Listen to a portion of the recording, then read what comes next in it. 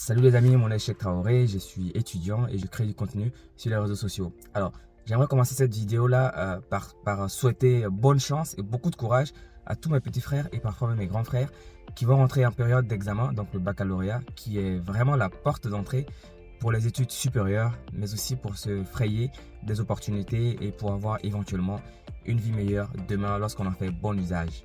Il y a de cela quelques jours, j'avais réalisé une vidéo pour donner une liste de formations vers lesquelles il fallait s'orienter. Donc si vous n'avez pas vu cette vidéo là, je vous conseille d'aller sur ma page pour aller voir cette vidéo.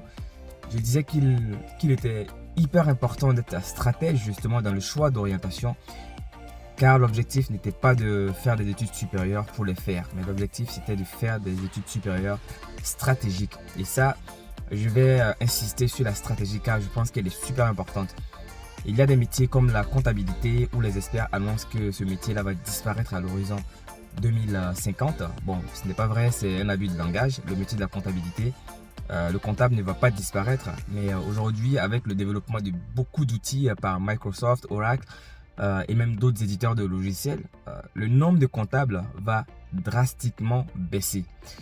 Donc, ce qui nous donne justement une façon de réfléchir autrement. Si le nombre de comptables va diminuer, qu'est-ce qu'il faut faire en fait? Quelles sont les nouvelles compétences que par exemple les personnes qui vont exercer dans le métier de la comptabilité devront avoir? Est-ce que vous avez une petite idée? Mettez pause, allez en commentaire et mettez-moi ce que vous devez faire justement. Si le métier de la comptabilité va par exemple disparaître, si le nombre de comptables va diminuer drastiquement à cause des outils, qu'est-ce que vous devez faire justement pour pouvoir compenser cette baisse-là? Mettez-les-moi en commentaire et revenez. Voilà ce que moi je pense. Je pense que vous devriez justement vous former aux outils qui vont remplacer le nombre de comptables dans ce métier-là. Donc c'est ça qui va être important. Aujourd'hui, l'une des différences que vous pourriez faire en entreprise ou même dans vos business personnels, c'est d'avoir des compétences techniques dans les outils, dans les logiciels. En comptabilité, on parlera de Sage. Sage, c'est S-A-G-E. Il y a beaucoup d'éditeurs de logiciels. Et là, il faut vraiment avoir cette compétence. Et il y a un outil incontournable que nous négligeons, c'est Excel.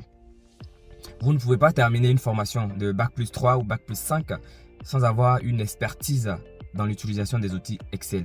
Nous sommes les premiers à connaître tous les paramètres sur les réseaux sociaux, Facebook, Instagram, Twitter. Mais en fait, quand il s'agit d'aller chercher de la connaissance, des compétences personnellement, alors là, on commence à avoir la flemme, la paresse, la baisse de motivation pour aller les chercher. Et moi, je pense que c'est là où nous devons être compétitifs et c'est là où nous devons être imbattables. Donc, l'une des premières choses, c'est de faire des formations en lien avec tout ce qui est lié à l'outil. Et quand je dis lié à l'outil, en fait, je parle de l'informatique.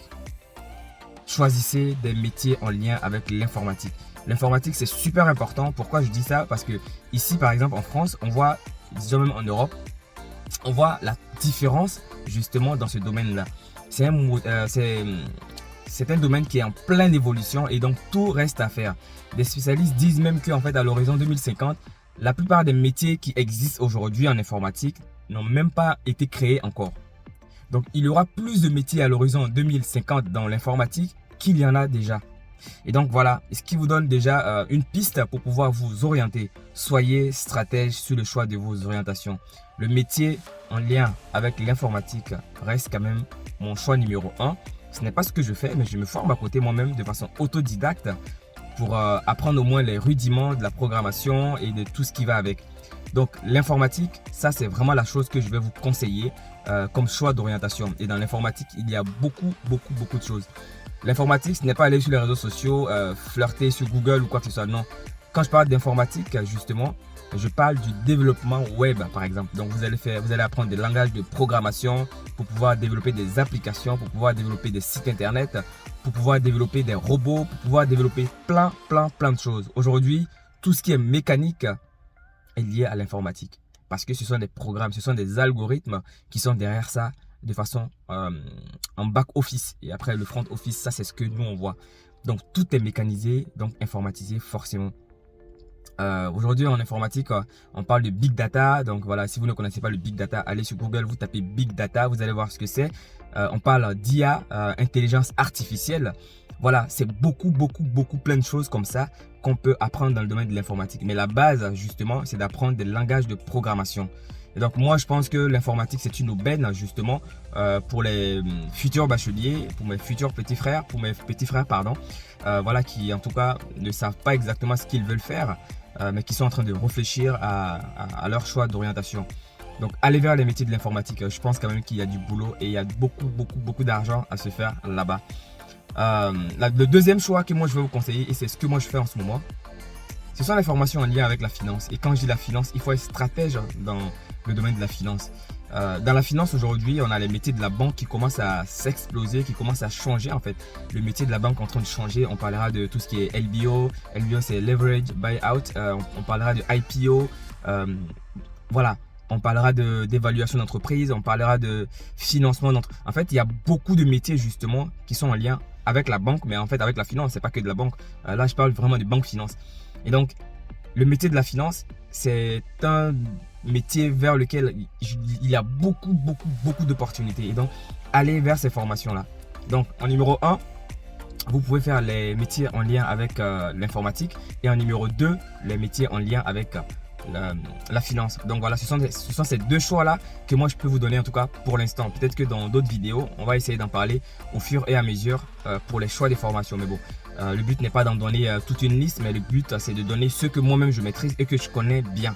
Voilà, je préfère parler sur des choses que je connais et non sur des choses que je ne connais pas. Je n'aime pas la spéculation. Et donc voilà, donc si vous avez besoin de plus d'informations, n'hésitez pas. Tous les thèmes que j'ai dit là, allez sur internet, allez les chercher. Vous savez, on a ce problème générationnel qui nous pousse parfois à ne pas aller chercher des informations de par nous-mêmes. On aime toujours que les gens viennent nous donner en fait ce qu'il faut faire. Moi, je pense qu'il faut se bouger un petit peu parfois pour aller chercher des informations que nous voulons. C'est super important. Si on nous disait qu'il y avait de l'argent à apprendre quelque part, on allait chercher l'endroit sans même avoir un GPS. Mais c'est parce qu'il ne s'agit pas d'argent qu'on ne se bouge pas. On va attendre qu'un grand frère ou qu'un cousin vienne nous en parler. Moi, je pense que ce n'est pas comme ça que ça se passe. Vous allez chercher. Si vous n'avez pas trouvé, en ce moment-là, vous venez poser la question. J'ai pas compris ça, est-ce que tu pourras m'expliquer? Et là, on va essayer de réfléchir ensemble. Et donc voilà, vous avez des pistes, on va dire, d'orientation. Donc voilà, allez les chercher. La troisième chose pour finir la vidéo, allez vers les métiers en lien avec le marketing digital. Je pense que le digital, c'est l'avenir. À vous de voir maintenant ce qui peut vous correspondre comme choix de formation. Ce qui est important aussi, c'est vraiment de prendre des formations dans lesquelles vous aurez quand même de l'appétence. Si vous avez de l'appétence pour les chiffres et que vous allez dans une formation littéraire, ça va forcément être très compliqué pour vous. Donc, vous avez la balle dans votre camp. Vers la moitié vide ou à moitié pleine, tout est une question de perspective. D'ici là, on se retrouve très certainement dans une nouvelle vidéo. Je vous souhaite une magnifique journée. Mon nom est Cheikh Traoré. Au revoir.